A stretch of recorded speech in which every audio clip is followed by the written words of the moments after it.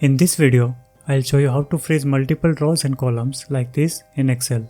So let's get started. In this Excel sheet, the first 3 rows contain the heading and the 4th row contains the column headers. When we select the freeze top row, Excel only freezes the first row. But we want to freeze the first 4 rows up to the column headers. Similarly, when we select the freeze first column, Excel freezes one column only.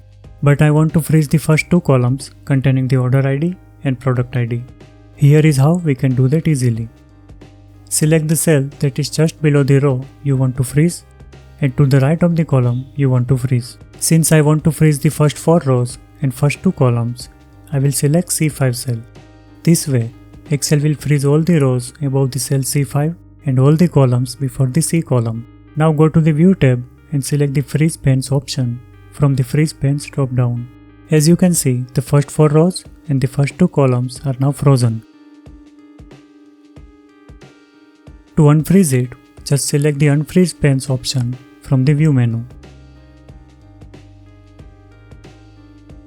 To freeze only rows, select the first cell just below the row you want to freeze. For example, to freeze only the first 4 rows, select the A5 cell. Click the View tab and select the Freeze Panes option from the Freeze Panes drop down. Now only the first 4 rows are frozen, but the columns are not.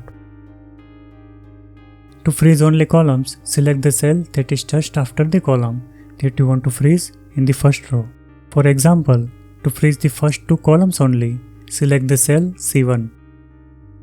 Click the View tab and select the Freeze Panes option from the Freeze Panes drop down.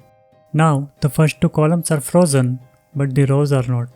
If you found this video helpful, please like the video and subscribe to our channel.